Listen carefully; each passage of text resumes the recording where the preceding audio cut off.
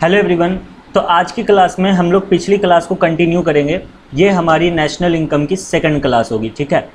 इस क्लास में हम लोग देखेंगे कि ये जो जीडीपी एमपी होता है, जिसको हम लोग एनएनपी एफसी में कन्वर्ट कर देते हैं, या फिर बहुत सी ऐसी जो चीज़ें होती हैं, हमें ना ये समझने में थोड़ा सा दिक्कत सा आता है। क्यों? क्योंकि हमें रटाया जाता है। तो आज की वीडियो में जितने भी मिनट की बने, 10 या 15 मिनट की, मैं चाहूँगा ये वीडियो आप पूरी तरीके से देख लो, और ये एग्जामिनेशन पॉइंट ऑफ व्यू के आपके लिए बहुत इंपॉर्टेंट टॉपिक बनेगा। तो चलिए वीडियो को शुरू करते हैं। पहले मैं बेसिक आपको बता दूं, अगर आपने पहले से पढ़ा है या नहीं पढ़ा है मुझे नहीं पता, लेकिन अगर मैं बेसिक की सिर्फ बात करूं तो आपको बोला जाएगा कि भैया अगर ग्रॉस से नेट पे जाना है ना, तो डेप्रिसिएशन को माइनस कर दो, और अगर नेट से ग्रॉस पे जाना है तो डेप्रिसिएशन को जोड़ दो। मतलब ग्रॉस से नेट पे जाना है तो डेप्रिसिएशन माइनस, और नेट से ग्रॉस पे जाना है तो डेप्रिसिएशन प्लस। फिर आपको बताया जाएगा अगर डोमेस्टिक से नेशनल पे जाना है तो भैया एनएफआईए को जोड़ दो, या फिर नेशनल से डोमेस्टिक पे जाना है तो एनएफआईए को घटा दो। वाइस वर्सा कहने का मतलब प्रोडक्ट तो हमेशा सेम रहेगा। और कोई अगर आपको बोला जाएगा मार्केट प्राइस से फैक्टर कॉस्ट पे जाना है तो आप क्या करो, एनआईटी को जोड़ दो, एनआईटी को माइनस कर दो, ठीक है। मतलब ऐसी चीज़ें चलती है, वाइस वर्सा में प्लस होगा। हमें ये चीज़ नहीं करना है, हमें ये सीखना है। तो let's get started with GDP. Sir आप जीडीपी से क्यों शुरू कर रहे हो? क्योंकि ये वर्ड आपका जाना पहचाना है। अगर आप 11th 12th पहली बार पढ़ रहे हो, ऑब्वियस ही बात है पहली बार ही पढ़ रहे होगे, और अगर आपको नहीं पता है कि जीडीपी एनडीपी क्या होता है, दिस दैट कुछ आपको मालूम नहीं है, तो ये जो कॉन्सेप्ट है ना, ये आपको बहुत ज़्यादा मदद करने वाला है कि जीडीपी क्या होता है, क्योंकि आप बचपन से सुन रखे हो, कभी ना कभी तो सुने होगे जीडीपी। चलो अब मैं बताता हूँ, यहाँ पर एक छोटा सा एडिशन हो गया है, जीडीपी एमपी। कभी कभी आपको ऐसा लिखा मिलेगा। बहुत सी चीज़ें हैं, समय दीजिए, समय के साथ सब कुछ आएगा। अपने मन में खाली बट इफ़ और मत आने दीजिएगा। एक बार मेरा क्लास ख़त्म होने दो, सारे के सारे सवालों के जवाब अपने आप क्लियर हो जाएंगे। जी का मतलब होता है ग्रॉस, डी का मतलब होता है डोमेस्टिक, पी का मतलब होता है प्रोडक्ट, एंड एमपी का मतलब होता है बाबू मार्केट प्राइस। एमपी का मतलब क्या होता है? Market price. कहना क्या चाहते हो सर? कुछ खास नहीं, कहना बस इतना सा है कि मैं आपको पढ़ना सिखा रहा हूँ। इसको पढ़ते कैसे हैं, तो इसको कैसे पढ़ेंगे? Gross, domestic, product, market price. नहीं सर बीच में एक और वर्ड था, हाँ बाबू, एट। जब हम लोग पढ़ेंगे तो इसको ऐसे बोलेंगे, gross domestic product at market price. बस इतना सा बोलना है। समझ में आ गया? अभी तो हम आपको सिर्फ बोलना सिखाए हैं। अब हम एक एक वर्ड को तोड़ेंगे, क्योंकि ये कॉन्सेप्चुअल क्लास है और मेरे चैनल पे सिर्फ कॉन्सेप्ट पे बातें होती हैं। तो आओ पहले पढ़ते हैं, समझते होता क्या ग्रॉस का मतलब। ग्रॉस समझने के लिए आप ये समझ लो, इसको बोलेंगे ग्रॉस वैल्यू। कौन सी वैल्यू बोलेंगे? Gross value. अब सर ग्रॉस वैल्यू क्या होता है? तो ग्रॉस वैल्यू कुछ खास नहीं होता है। हम लोग परचेज वैल्यू को क्या बोलते हैं? परचेज वैल्यू को ही क्या बोलते हैं? ग्रॉस वैल्यू बोलते हैं। सर थोड़ा समझाओगे? अरे हाँ अभी तो शुरुआती हुआ है, ध्यान दो इधर। अब देखो परचेज वैल्यू का मतलब क्या है। लेट से ये एक फ़ोन है, ठीक है। लेट से ये एक ना एप्पल का आईफोन है, ठीक है। लेट से ये फ़ोन मेरे को पड़ा, मान के चलो 1 लाख रुपीज़ में। कितने रुपीज़ में कितने रुपीज़ में पड़ा? 1 लाख रुपीज़ में पड़ा। मैं आपको ग्रॉस का मतलब समझा रहा हूँ। मैंने क्या कहा? ग्रॉस को समझने के लिए सिर्फ आप समझो, मतलब कॉन्सेप्ट को दिमाग में लगाने के लिए, कि ग्रॉस को हम लोग और क्या बोल सकते हैं? Gross value. और ग्रॉस वैल्यू का दूसरा नाम क्या होता है? किसी भी चीज़ को पढ़ो, बीएसटी, इकोनॉमिक्स, अकाउंट्स, कहीं भी कुछ भी पढ़ो, उसको ग्रॉस वैल्यू को हम लोग बोलेंगे परचेज वैल्यू। हाँ जी सर, याद होगा आप लोग को, जब आप लोग ट्रेडिंग एंड P&L अकाउंट बनाते होगे तो ट्रेडिंग अकाउंट में आप सिर्फ फैक्ट्री तक की बातें करते होगे। जैसे आपने माल खरीदा, टू परचेज आता है ना, या छोड़ो मैं यहाँ क्यों लेके जा रहा हूँ, छोड़ो भूल जाओ इसको। हाँ लेट से ये मैंने फ़ोन परचेज किया 1 लाख रुपए में, तो इस फ़ोन की वैल्यू कितनी होगी? Purchase value sir 1 lakh rupees. Late से मैंने इस फ़ोन को 2 ईयर्स इस्तेमाल किया, 2 साल मैंने इस्तेमाल किया। अब मैं इस फ़ोन को बेचने जा रहा हूँ, I want to sell this phone, मुझे ये फ़ोन बेचना है। तो लेट से कितने में मिलेगा? सर 1 लाख रुपए मिल जाएगा फिर से आपको? नहीं मिलेगा। लेट से हमको मिलता है यहाँ पे 50,000 रुपये मिल जाएंगे इस फ़ोन के, बहुत ज़्यादा मैंने बोल दिया। लेट से 40,000 रुपीज़ मिल जाएंगे, मतलब कुछ इस रेंज में मेरे को पैसा मिलेगा। इसी वैल्यू को हम लोग बोलते हैं नेट वैल्यू। इसी वैल्यू को हम लोग क्या बोलते हैं? Net value. सर थोड़ा थोड़ा समझ आया, देखो अब पूरा क्लियर होगा। ग्रॉस वैल्यू का मतलब कौन सा वैल्यू? सर वैसा वैल्यू जो परचेज़ के टाइम पे था। जब आपने किसी चीज़ को परचेज़ किया उस टाइम पे उस पर्टिकुलर चीज़ का जो वैल्यू था, उस वैल्यू को हम लोग बोलेंगे ग्रॉस वैल्यू। लेकिन जब आप उस चीज़ को बेचने जाओगे, तो at the time of sale, जब आप बेचने जाओगे, सेल बोल लो या सेल बोलो, जैसे भी लिखाते हैं, जब आप उस चीज़ को बेचने जाओगे तो बेचते टाइम आपको कितना वैल्यू मिला वो कहलाएगा आपका नेट वैल्यू। ठीक है सर, समझ में आ गया। फिर से बोले, ग्रॉस वैल्यू वैसा वैल्यू जो परचेस के टाइम पे था और नेट वैल्यू वैसा वैल्यू जो बेचने के टाइम पे अभी है, यानी इसको बोल सकते हैं हम लोग करेंट वैल्यू, अभी क्या रेट चल रहा है। समझ में आ गया। और आप लोग क्लास 11 में एक चैप्टर पढ़े होंगे जिसका नाम है डेप्रिसिएशन, है ना।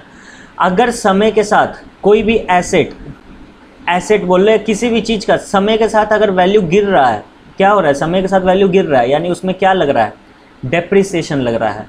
तो बताओ, परचेस के टाइम पे मेरे फ़ोन का वैल्यू कितना था, 1 लाख, अभी मेरे फ़ोन का वैल्यू कितना है, लेट से 60,000 रुपये। अगर मैं अभी बेचने जाता हूँ, मेरे से 60,000 में लोग परचेस कर लेंगे, तो ये हो गया परचेस वैल्यू, ये हो गया करेंट वैल्यू, या फिर अगर अदर वर्ड्स में बोला जाए तो इसको हम लोग बोल सकते हैं ग्रॉस वैल्यू, और ये क्या हो जाएगा, नेट वैल्यू। ठीक है सर। तो क्या डिफरेंस आया, क्या बीच में आ गया जो मेरा ग्रॉस से नेट की तरफ चल गया। सर बीच में आया समय, और समय के साथ जो वैल्यू अगर डेप्रिशिएट होता है वो उसका रीज़न होता है डेप्रिसिएशन। तो 1 लाख में से कितना मेरा डेप्रिसिएशन लग गया होगा, जो मेरा 60,000 वैल्यू है। अरे कोई चीज़ शुरुआत में 1 लाख रुपए की थी, अब वो चीज़ 60,000 रुपये की है, तो कितने से गिरी वो चीज़, सर 40,000 रुपये से उसकी वैल्यू गिर गई, यानी कि 40,000 मेरा यहाँ पे क्या आया होगा, डेप्रिसिएशन। तो यानी कि कहना बस इतना चाहता हूँ कि अगर आपको ग्रॉस से नेट पे जाना है तो आपको डेप्रिसिएशन को क्या करना होगा, माइनस करना होगा। ये सारा चीज़ हम लोग पहले रटते थे, अब हम लोग ये चीज़ समझ रहे हैं। इसका वाइसे वर्सा भी हो सकता है कि अगर आपको नेट से ग्रॉस पे जाना है तो वाइसे वर्सा कर दो ना, डेप्रिसिएशन को जोड़ दो। जैसे अभी आपको करेंट वैल्यू बता रहा है 60,000 रुपये, और आपको डेप्रिसिएशन देगा क्वेश्चन में, डरना मत। इसका दूसरा नाम होता है कंजम्पशन ऑफ फिक्स्ड कैपिटल, हम लोग उस पर बात करेंगे। लेट से क्वेश्चन दे दिया 40,000, बताओ भैया ग्रॉस वैल्यू कितना है, ग्रॉस कितना होगा, अरे आ गया 1 लाख आ गया, 60 + 40 = 1 लाख।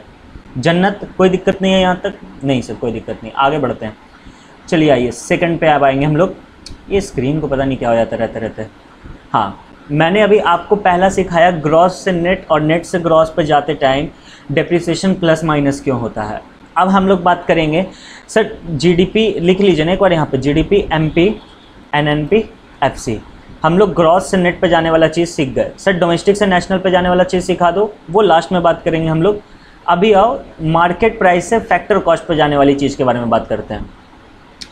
सर मार्केट प्राइस का मतलब, अच्छा कोई मुझे बता सकता है मार्केट प्राइस और फैक्टर कॉस्ट में क्या डिफरेंस है। हाँ जी सर, क्या सवाल कर रहे हो आप। मार्केट प्राइस मतलब सर जो एमआरपी होता है ना, एमआरपी, जैसे कोई भी गुड्स के पीछे उसका एमआरपी लिखा रहता है उसको मार्केट प्राइस बोलेंगे। लेकिन फैक्टर कॉस्ट का मतलब होता है सर कॉस्ट ऑफ प्रोडक्शन, मेरे को बनाने में कितना रुपए खर्च हुआ। और कॉस्ट ऑफ प्रोडक्शन क्या होता है मालूम है आपको, याद आ रहा होगा, फैक्टर्स ऑफ प्रोडक्शन याद आ रहा होगा आपको, लैंड, लेबर, कैपिटल, एंटरप्रेन्योरशिप, ये सारा कुछ ये सब याद आ रहा होगा आपको। तो लैंड के बदले एक हाउस होल्ड क्या कमाता है, रेंट। लेबर के बदले क्या कमाता है, वेजेस। और कैपिटल के बदले क्या कमाता है, इंटरेस्ट। या छोड़ो इतना दूर तक क्यों जाना। फैक्टर कॉस्ट मतलब किसी का इनकम है, जैसे हम रेंट कमाएं, लेट से मेरा एक घर है उसमें हम नहीं, घर कह रहे हैं, मेरा एक ज़मीन है उसमें हम नहीं काम करते हैं, लेकिन मोटा भाई मुकेश अंबानी जो है वो वहाँ पे अपना फैक्ट्री खोले हुए हैं और बदले में वो हमको रेंट देते हैं। तो मेरे लिए तो इनकम है, लेकिन उनके लिए वो क्या है, कॉस्ट है। कैसा cost, factor cost. Factor cost मतलब बदले में वो भी कुछ कमा रहे हैं, उनका वहाँ प्रोडक्ट बन रहा है। वेजेस, वेजेस कहने का मतलब सर, वेजेस कहने का मतलब कि हम लेट से मुकेश अंबानी के फैक्ट्री में काम करते हैं, वो मेरे को वेजेस देंगे, मेरे लिए तो इनकम है, लेकिन उनके लिए वो क्या है सर, कॉस्ट है। इसी को बोलते हैं कॉस्ट ऑफ प्रोडक्शन। वैसे इंटरेस्ट भी आ सकता है, मैंने रिलायंस कंपनी के स्टॉक में इन्वेस्ट कर रखा है, बदले में मैं कुछ कमा रहा हूँ, और रिलायंस कंपनी जो है वो मेरे स्टॉक प्राइस मतलब जो पैसा मैंने वहाँ डाला उसकी मदद से वो अपना कमा रहे हैं। प्रॉफिट, एंटरप्रेन्योरशिप के बदले प्रॉफिट कमाता है। ये सब सर कहाँ पढ़ा है आपने, लास्ट वीडियो में मैंने इस पर बात कर रखी है, देख लेना, मैं एंड में डाल दूंगा, एंड स्क्रीन या फिर आई बटन पे आ रही होगी शायद। चलो ठीक है सर, हम लोग बात कर रहे थे अगर मार्केट प्राइस से फैक्टर कॉस्ट पे जाना हो तो क्या करना चाहिए, ठीक है। या मैं ना एक काम करता हूँ, मैं थोड़ा आपको उल्टा समझाता हूँ, वो ज़्यादा आपको पहले कॉन्सेप्ट बिल्ड हो जाएगा, फिर उसके बाद हम लोग आराम से सब समझ लेंगे। कॉन्सेप्ट पे काम करना है मेरे को। फैक्टर कॉस्ट से मार्केट प्राइस पे जाना है, कैसे होगा। वीडियो रिकॉर्ड हो रही है पहली बार, हाँ हो रही है। फैक्टर कॉस्ट से सेकंड चीज़ मैं आपको सिखा रहा हूँ, फैक्टर कॉस्ट से मार्केट प्राइस पे जाना है तो क्या होगा। अभी तुरंत मैंने आपको बताया, फैक्टर कॉस्ट मतलब कॉस्ट ऑफ प्रोडक्शन, बनाने में मेरे को कितना खर्च गिरा। और मार्केट प्राइस मतलब एमआरपी। सर दोनों अलग अलग होता है क्या? हाँ बाबू, कॉस्ट में जब हम लोग प्रॉफिट जोड़ते हैं तब जाके ना वो एमआरपी बनता है। जैसे लेट से मेरे को कोई चीज़ बनाने में 9 रुपये लग गए, ठीक है, 9 रुपये लग गए, प्लस मैंने 1 रुपये उसमें प्रॉफिट जोड़ दिया, फिर मैंने उसका दाम कितना रख दिया एमआरपी 10 रुपये, तो ये 10 रुपये क्या है? एमआरपी है। ये 9 रुपये क्या है? कॉस्ट है। ये 1 रुपये क्या है? प्रॉफिट है। तो वही बात तो है कॉस्ट ऑफ प्रोडक्शन और एमआरपी। लेकिन क्या ये इतना ईजी है? नहीं। जब आप कोई चीज़ मार्केट में बेचने जाओगे,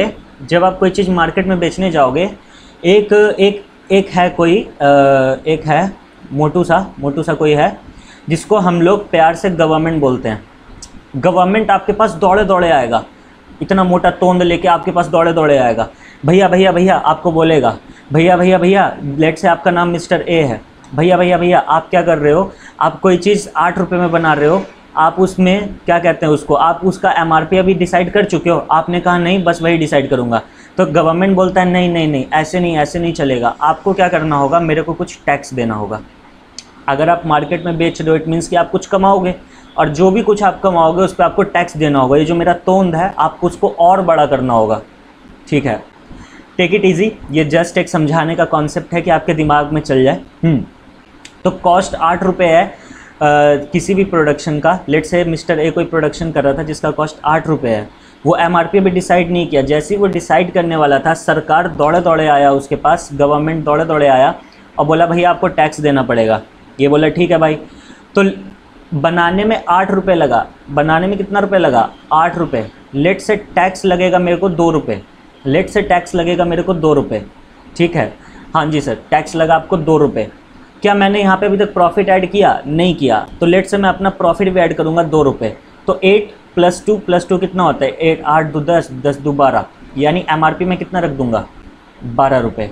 सेम इसी तरीके से एक गैस सिलेंडर है। लेट से ये गैस सिलेंडर है, मान के चलो, मैं कोशिश करता हूँ बनाने का। बचपन में मैंने 10th मैथ्स पढ़ते टाइम बहुत सारा बनाया था ऐसा गैस सिलेंडर। हाँ, लेट से गैस सिलेंडर है। क्या है? गैस सिलेंडर है। सर गैस सिलेंडर जीसी से होता है, क्या हो गया आपको? पता नहीं क्या हो गया मेरे को। क्या करूं, मेरी उम्र हो गई ना, 325 साल का हो गया हूं मैं, क्या करूं? ठीक है सर, सच बोल रहे हो, पागल हो क्या? अब इधर गैस सिलेंडर है लेट से। अब गवर्नमेंट, मेरा कंपनी है जो गैस सिलेंडर का प्रोडक्शन करता है। अब गवर्नमेंट मेरे पास भी दौड़े दौड़े आएगा, हाँ जी क्या कर रहे हो सर? गैस सिलेंडर बना रहे हैं। कितना कॉस्ट लगा सर? 800 लगा। कितने में क्या प्रॉफिट रखे हो सर? 100 अपना प्रॉफिट रखे हैं, सॉरी 300 अपना प्रॉफिट रखे हैं। फिर ये बोलेगा अच्छा ठीक है, 300 रुपये अपना प्रॉफिट रखा है ना आपने, चलो ठीक है, आप गैस सिलेंडर बना रहे हो, आप भलाई का काम कर रहे हो, मैं इस पे आपको सब्सिडीज़ दूंगा। मैं इस पे आपको क्या दूंगा? सब्सिडीज़।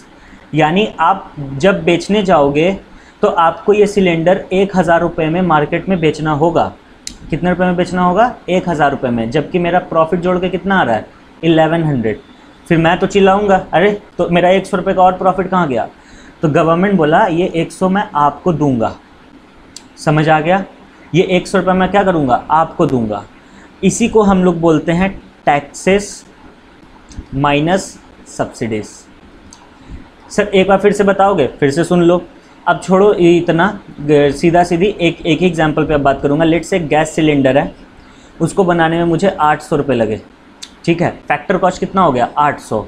इसमें सरकार बोला मैं टैक्स लूँगा 100 रुपये। मैंने बोला भाई ले ले टैक्स ले ले, मेरे को क्या दिक्कत है। लेकिन सरकार बोला मैं सब्सिडी भी दे दूंगा 50 रुपये। तो सरकार ने टैक्स ले लिया 100 रुपये और सब्सिडी दे दिया 50 रुपये, ठीक है। हाँ जी सर, इतना समझ में आ गया। तो अब ये कितने का प्रोडक्ट बन गया sir? 800 + 100 that is 900 minus 50 that is 850। अब मैं इस पर कुछ अपना प्रॉफिट जोड़ के मार्केट प्राइस पे बेच दूंगा। समझ में आ गया सर? सर ये दोनों अलग अलग लिखना जरूरी है क्या? नहीं, इसका एक शॉर्ट फॉर्म है जिसको बोलते हैं नेट इनडायरेक्ट टैक्सेस, NIT, जिसका क्या फार्मूला होता है? Tax minus subsidies. देखो यहाँ पे भी वही क्या ना, टैक्स माइनस सब्सिडी, इसीलिए यहाँ पे क्या हो जाता है? Tax minus subsidies. सर समझ में आ गया सेकंड पॉइंट भी, कि अगर फैक्टर कॉस्ट से हम मार्केट प्राइस पे जाएंगे तो सरकार मेरे पास दौड़े दौड़े आएगा, वो हमसे टैक्स मांगेगा या हमको सब्सिडी देगा, जिसको हम लोग इन शॉर्ट बोलते हैं नेट इनडायरेक्ट टैक्सेस। यानी फैक्टर कॉस्ट से मार्केट प्राइस पे जाते टाइम नेट इनडायरेक्ट टैक्स को जोड़ना है, और मार्केट प्राइस से फैक्टर कॉस्ट पे जाते टाइम नेट इनडायरेक्ट टैक्सेस को माइनस करना है। कॉन्सेप्ट समझ में आ गया ना, तो रटने की ज़रूरत नहीं पड़ेगी। हमें बचपन से आदत दिलाई हुई है सबने रटने की, और मैं इस प्रथा को ख़त्म करना चाहता हूँ। मैं नहीं चाहता कॉमर्स वाले यूट्यूब चैनल का एक भी बच्चा कोई भी कॉन्सेप्ट रटे। आप मेरी इकोनॉमिक्स की वीडियो देख रहे हो, आप अकाउंट्स की वीडियो देख लो, आप बीएसटी की वीडियो देख लो, आपको आगे चल के इसमें CA foundation, CMA foundation, inter ना जाने क्या क्या वीडियोज़ आएंगी। एक जगह एक ज़रा सा भी मैं कहीं नहीं रटवाऊँगा आपको, कहीं नहीं आपको रटने की ज़रूरत पड़ेगा।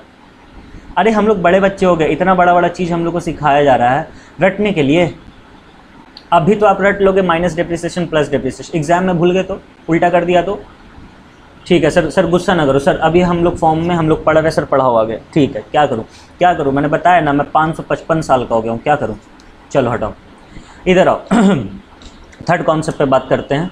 क्या क्या बात हो गया हमारा, जीडीपी एमपी से एनएनपी एफसी पे अगर जाना है तो हमने क्या क्या बातें कर ली सर। ग्रॉस से नेट पे जाने वाली बातें हो गई, मार्केट प्राइस से फैक्टर कॉस्ट पे जाने वाली बातें होगी, और प्रोडक्ट तो सेम रहता है, तो ये तो चेंज होगा नहीं सर। डोमेस्टिक से नेशनल, ओहो सर डोमेस्टिक से ना नेशनल पे जाने वाली बात रह गई। मैं आपको बता देता हूँ, इससे पहले वाली वीडियो, जस्ट इससे पहले वाली वीडियो, उस पर मैंने 5 से 10 मिनट या यूँ बोलो 8 से 10 मिनट मैंने इसी पे बात किया है कि डोमेस्टिक से नेशनल में क्या होता है। ऐसे तो मैं अभी बताऊँगा, लेकिन बहुत शॉर्ट में मैं बताऊँगा। कोशिश करूँगा कि मैं ये आई बटन पे यहाँ पर लिंक डाल दूँ, आप प्लीज़ जाके देख लेना उस वीडियो को, वहाँ पर अच्छे से समझ में आएगा। ठीक है, हाँ जी सर ठीक है। अभी आप बताओ डोमेस्टिक से नेशनल पे जाने के लिए क्या करना पड़ता है। अगेन बोल रहा हूँ, मैं यहाँ इन डीप एक्सप्लेनेशन नहीं दूंगा, इन डीप एक्सप्लेनेशन लास्ट क्लास में दे रखा है। ऐसा एक्सप्लेनेशन दे दूंगा कि जिन्होंने थोड़ा बहुत समझ रखा है उन्हें समझ आ जाएगा, और जिन्होंने नहीं थोड़ा बहुत भी समझ रखा है वो पहले पिछली वाली वीडियो देख लो, फिर ये देख लेना। ठीक है सर, डोमेस्टिक से नेशनल पे जाना है। डोमेस्टिक में पता है किन की इनकम आती है, जितने भी लोग डोमेस्टिक टेरिटरी में, जितने भी लोग डोमेस्टिक टेरिटरी में कमा रहे हैं, में अर्न कर रहे हैं, लिख लो अर्न कर रहे हैं, उन सब का आएगा, चाहे वो नॉर्मल रेसिडेंट है या फिर नहीं है। सर नॉर्मल रेसिडेंट क्या होता है, again refer to that previous video, वहाँ पे मैंने एक्सप्लेन कर रखा है। ठीक है, लेकिन नेशनल इनकम में पता है किन की इनकम आएगी, जो सिर्फ और सिर्फ कौन है, नॉर्मल रेसिडेंट। अगर आप नेशनल इनकम में आना चाहते हो तो आपको क्या करना होगा, आप नॉर्मल रेसिडेंट्स होना चाहोगे, मतलब आपको नॉर्मल रेसिडेंट्स होना ही होगा। लेकिन अगर आप नेशनल डोमेस्टिक इनकम कैलकुलेट कर रहे हो, फ़र्क नहीं पड़ता आप नॉर्मल रेसिडेंट हो कि नहीं हो उस कंट्री के, डोमेस्टिक इनकम में आपका इनकम जुड़ाएगा। कहना क्या चाहते हो, लेट से इंडिया का कोई डोमेस्टिक टेरिटरी है। सर डोमेस्टिक टेरिटरी मतलब भारत का नक्शा ना, नहीं, लास्ट वीडियो में मैंने बता रखा है डोमेस्टिक टेरिटरी का इन डीप एक्सप्लेनेशन क्या होता है, मैं यहाँ उस पर बात नहीं कर रहा। देखो इंडिया में लेट से कुछ चाइनीज़ काम कर रहे हैं, इंडिया में लेट से कुछ इंडियंस काम कर रहे हैं, और इंडिया में लेट से कुछ क्या बोल सकते हैं, जापानीज़ काम कर रहे हैं, एंड सो ऑन, बहुत से लोग काम कर रहे हैं। ठीक है, लेट से चाइना में जितने भी चाइनीज़ इंडिया में काम कर रहे हैं, उनका इनकम जो है वो 10 करोड़ है। इंडिया वालों का तो लेट से 100 करोड़ है, और जापानीज़ वालों का लेट से 5 करोड़ है। मैं सिर्फ मन कहत एग्जाम्पल ले रहा हूँ आपको कॉन्सेप्ट समझाने के लिए। क्या ये चाइनीज़ नॉर्मल रेसिडेंट है, नहीं सर नहीं है। क्या इंडियंस नॉर्मल रेसिडेंट है, हाँ। क्या जापानीज़ नॉर्मल रेसिडेंट है, सर नहीं, ये नॉर्मल रेसिडेंट नहीं है। ठीक है, यानी हमारे नॉर्मल रेसिडेंट सिर्फ कितने रहे सर, इंडियंस। जब हम लोग डोमेस्टिक इनकम निकालेंगे तो हमारा डोमेस्टिक इनकम कितना आएगा, 10 + 100 + 5, दैट इज़ सर 115 करोड़। ठीक है, लेकिन जब हम लोग नॉर्मल नेशनल इनकम निकालेंगे तो ये जो चाइनीज़ और जापानीज़ का इनकम है ना, हम लोग इसको माइनस कर देंगे, यानी -15। तो अब मेरे पास कितना आ गया, 100 करोड़। तो यहाँ पे मेरा नेशनल इनकम कितना आएगा, 100 करोड़। क्या इतना इजी कॉन्सेप्ट है ना।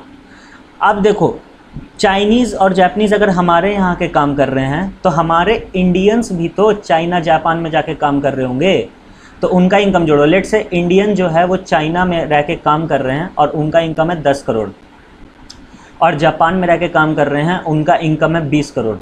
ठीक है सर, मतलब टोटल का मैं बात कर रहा हूँ, जितने भी लोग बाहर गए हुए हैं सब टोटल मैक्रो लेवल पे बात हो रहा है ना, इसलिए करोड़ पे बात कर रहा हूँ। तो क्या ये नॉर्मल रेसिडेंट है इंडियंस, हाँ जी सर ये नॉर्मल रेसिडेंट हैं। क्या इनका इनकम नेशनल इनकम में जुड़ेगा, हाँ जी सर जुड़ेगा। तो 100 करोड़ तो आ गया सिर्फ कब, जब हमने हमारे कंट्री के जो नॉन रेसिडेंट्स हैं उनका इनकम माइनस किया था, लेकिन हमारे कंट्री का जो नॉर्मल रेसिडेंट बाहर जाके काम कर रहे हैं अब उनका इनकम जोड़ो, यानी कि चाइना से 10 करोड़ और जापान से 20 करोड़, तो हमारा नेशनल इनकम कितना आ जाएगा 130 करोड़। फिर से सुन लो, डोमेस्टिक टेरिटरी के अंदर जितने भी लोग काम कर रहे हैं, चाहे वो नॉर्मल रेसिडेंट है या चाहे वो नॉर्मल रेसिडेंट नहीं है, उनका इनकम जुड़ाएगा कहाँ, जब हम लोग डोमेस्टिक इनकम निकालेंगे। लेकिन जब हम लोग नेशनल इनकम का बात करेंगे, मतलब डोमेस्टिक से नेशनल पे जब हमको जाना होगा, नेशनल इनकम में जितने भी Indians that is normal residents, चाहे वो इंडिया के अंदर रह के काम कर रहे हैं, डोमेस्टिक टेरिटरी में रह के काम कर रहे हैं, चाहे वो डोमेस्टिक टेरिटरी के बाहर काम कर रहे हैं, फ़र्क नहीं पड़ता। अगर आप एक इंडियन हैं, आपका इनकम कहाँ जुड़ेगा, नेशनल इनकम में। इन शॉर्ट, पूरे इंडिया का इनकम डोमेस्टिक इनकम में, और पूरे इंडियंस का इनकम, चाहे वो इंडिया में रह रहे हैं, नहीं रह रहे हैं, बाहर रह रहे हैं, कहाँ रह रहे हैं, उनका इनकम नेशनल इनकम में। यानी कि क्या फार्मूला बन जाएगा, चलो नेक्स्ट पेज पे ले चलता हूँ, ये पेज बहुत गंदा सा हो गया। क्या फार्मूला बन जाएगा, डोमेस्टिक से नेशनल पे जाना है तो क्या करना होगा सर, हमारे यहाँ जो चाइनीज़ जापानीज़ रह रहे हैं ना, उनका इनकम माइनस करना होगा सबसे पहले, कर दो। जैसे कि क्या हो सकता है, फैक्टर इनकम, ट्रांसफ़र इनकम नहीं, फैक्टर इनकम टू अब्रॉड। जो चाइनीज़ वगैरह है, जो नॉन रेसिडेंट्स है, वो यहाँ से कमा के अब्रॉड में ही तो ले जाएंगे पैसा, तो जितना भी फैक्टर इनकम उन्होंने कमाया जो अब्रॉड चल गया, उसको माइनस कर दो, किस में से, डोमेस्टिक इनकम में से, plus factor income from abroad. जितने भी इंडियंस बाहर काम कर रहे हैं, वो लोग पैसा कमा के तो इंडिया में ही लाएंगे ना, तो उसको जोड़ दो, किस में जोड़ दो सर, डोमेस्टिक इनकम में। तो हम कहाँ जाएंगे, नेशनल इनकम में। सर इसको शॉर्ट में कुछ बोलते हैं क्या, बिल्कुल बोलते हैं, NFIA, net factor income from abroad. यानी कि डोमेस्टिक से अगर नेशनल पे जाना है तो NFIA को हम लोग क्या कर देंगे, जोड़ देंगे, और नेशनल से अगर डोमेस्टिक पे जाना है तो NFIA को हम लोग क्या कर देंगे, माइनस कर देंगे। As simple as it could be. ठीक है सर, चलो कॉन्सेप्ट खत्म हो गया सर, सारे कॉन्सेप्ट खत्म हो गए। हाँ जी, कॉन्सेप्ट खत्म हो गए। क्विक रिवीजन, क्या क्या बात करी हमने, ग्रॉस से नेट पे जाना है माइनस डेप्रिसिएशन, और अगर नेट से ग्रॉस पे जाना है तो plus depreciation. Second point, domestic से नेशनल पे जाना है तो प्लस NFIA, लास्ट वीडियो देख लेना, मैं बार बार बोल रहा हूँ। और नेशनल से अगर डोमेस्टिक पे जाना है तो माइनस NFIA। तीसरा पॉइंट, बस 3 ही है, मार्केट प्राइस से, पहले फैक्टर कॉस्ट ले चलता हूँ। फैक्टर कॉस्ट से अगर मार्केट प्राइस पे, सर ये प्लेन बन गया, माफ़ कर दो, गलती हो गया, चलो और जल्दी से। फैक्टर कॉस्ट से अगर मार्केट प्राइस पे जाना है तो क्या होगा, फैक्टर कॉस्ट से मार्केट प्राइस पे जाना है मतलब सरकार मेरे से आके पैसा लेगा तो प्लस NIT, और अगर मार्केट प्राइस से फैक्टर कॉस्ट पे जाना है तो माइनस NIT। कितना ईजी है, लोग पता नहीं क्यों डरते हैं। चलो 2-3 क्वेश्चन देता हूँ, जल्दी जल्दी करो, 1 2 3 क्वेश्चन है, जल्दी जल्दी आपको करना है। लेट से क्वेश्चन बोलता है GDP MP से NNP FC पे जाओ। नेक्स्ट क्वेश्चन बोलता है GNP MP पे हैं आप और आपको कहाँ जाना है, NDP FC पे। लेट से नेक्स्ट क्वेश्चन बोलता है NNP MP पे हैं आप और आपको सीधा सीधी कहाँ चल जाना है, GNP MP पे। GNP FC कर लो। चलो एक मैं सॉल्व कर देता हूँ, बाकी 2 आप वीडियो पॉज करके सॉल्व करेंगे, फिर मैं वीडियो में रुकूंगा नहीं, एक अभी तुरंत सॉल्व कर दूंगा, पैरेलली मैं तीनों सॉल्व करूंगा। लेकिन जब मैं पहला सॉल्व कर लूँ, आपको वीडियो पॉज करनी है, 2 अपने मन से सॉल्व करना है। देखो सॉल्यूशन करने का तरीका क्या है, जहाँ हो पहले उसको लिख लो, GDP MP पे हैं और जाना कहाँ है मेरे को, NNP FC पे जाना है। ठीक है भैया, हम GDP MP में क्या छेड़खानी करें कि हम NNP FC पे चल जाए, अपने आप से पूछो, क्या छेड़े हम GDP MP में कि NNP FC पे चल जाएं। सर सबसे पहला छेड़खानी तो ग्रॉस के साथ करना होगा, ग्रॉस से नेट पे जाना है मतलब डेप्रिसिएशन को माइनस करना होगा। दूसरा छेड़खानी सर डोमेस्टिक से नेशनल पे जाना है मतलब NFIA को जोड़ना होगा। तीसरा छेड़खानी सर मार्केट प्राइस से फैक्टर कॉस्ट पे जाना है मतलब NIT को माइनस करना होगा। कहाँ पहुँच जाएंगे हम, NNP FC पे। यहाँ पे वीडियो पॉज कर लो, बनाओ, फिर देखना, मैं कंटिन्यू कर रहा हूँ। सेकंड क्या है, GNP MP से कहाँ जाना है आपको, NDP FC पे। आप हो कहाँ पे, ग्रॉस पे, जाना कहाँ है, नेट पे, तो माइनस डेप्रिसिएशन, मैंने एक्सप्लेन कर दिया है कैसे। नेशनल पे और डोमेस्टिक पे जाना है माइनस NFIA, मार्केट प्राइस पे फैक्टर कॉस्ट पे जाना है माइनस NIT। सर जन्नत है ही तो, मालूम है हमको। चलो एक काम करता हूँ, तीसरा ना थोड़ा सा घुमा देता हूँ, या नहीं आपने क्वेश्चन सॉल्व कर लिया होगा ना, मैं मान के चल रहा हूँ आपने किया होगा। नहीं घुमाता हूँ। चलो आप NNP MP पे हो और आपको कहाँ जाना है, GNP FC पे। ये तो एकदम ईजी होगी, तो कुछ है ही नहीं। नेट से ग्रॉस पे जाना है मतलब प्लस डिप्रिसिएशन, और MP से FC पे जाना है मतलब minus NAT। Done. Next video में अब हम लोग देखेंगे नेशनल इनकम को कैलकुलेट कैसे करते हैं। याद है 3 मेथड होता है नेशनल इनकम को कैलकुलेट करने का। कितना मेथड? 3। पहला क्या है, वैल्यू एडेड मेथड, जिसको प्रोडक्शन मेथड के नाम से जानते हैं। दूसरा क्या है, इनकम मेथड। तीसरा क्या है, एक्सपेंडिचर मेथड। और ट्रस्ट मी, ये सारा का सारा मेथड जन्नत होने वाला है, जन्नत। आपके चेहरे पे ये स्माइल रहेगी, स्माइल। टिल देन, अगर आपको ये वाली वीडियो देखनी है वैल्यू एडेड मेथड वाली, स्क्रीन के लेफ्ट साइड पे आ रही है, क्लिक करके देख लो। अगर आपको ये चैप्टर पूरा मैक्रो इकोनॉमिक्स शुरू से देखना है, प्लेलिस्ट आ रही है, क्लिक करके देख लो। अकाउंट्स का वीडियो देखना है, प्लेलिस्ट आ रही है, क्लिक करके देख लो। Till then, love you all, bye bye, thank you so much for watching this video. Next video में मैं आपसे मिलता हूँ, बाय।